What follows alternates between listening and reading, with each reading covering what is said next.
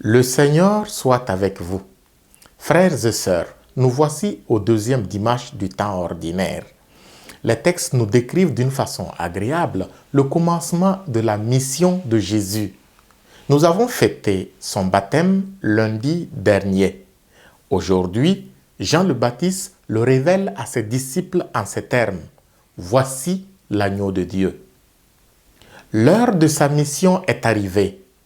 Les disciples de Jean-Baptiste, André et Jean, ayant entendu cela, décident d'abandonner leur maître pour suivre Jésus. Ils vont même plus loin, puisqu'André va chercher son frère Simon, auquel Jésus donne le nom de Képhas, qui signifie Pierre. Un peu plus tard, Jean fera la même chose en conduisant à Jésus son propre frère Jacques. Et oui, grand mystère d'un Dieu au milieu des hommes. Il est tout puissant, mais il a besoin d'autres personnes pour la mission. Quelle humilité!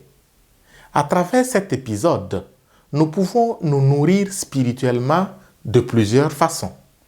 Pour ma part, je vous propose 2 façons de méditer cet évangile. Premièrement, l'appel de Dieu n'obéit pas à une répartition juste entre les hommes. Comme André et Pierre, Jacques et Jean, je connais des familles qui ont donné plus d'un fils pour la mission. Notre monde d'aujourd'hui a besoin de cela.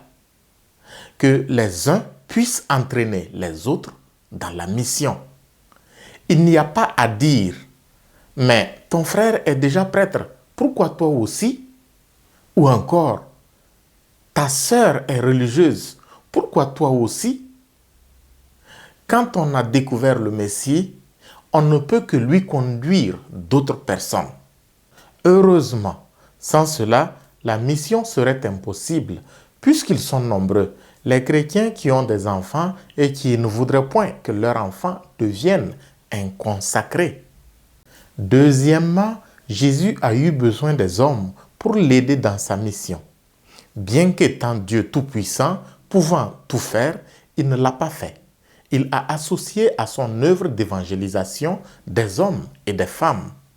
N'est-ce pas pour nous l'occasion de revoir notre manière d'être pasteur? Dans nos églises et dans nos communautés, on voit très souvent des chasses gardées. Si ce n'est pas un tel curé qui veut tout faire, c'est un tel fidèle laïc qui veut être l'unique personne à aider le curé.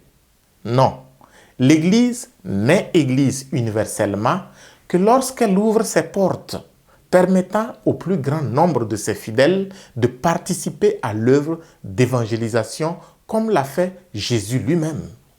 Puissions-nous tous être des chrétiens qui s'associent les uns aux autres sans jalousie ni prétention pour l'œuvre commune de l'évangélisation à la suite du Christ lui-même qui s'est choisi des apôtres pour l'aider dans la mission.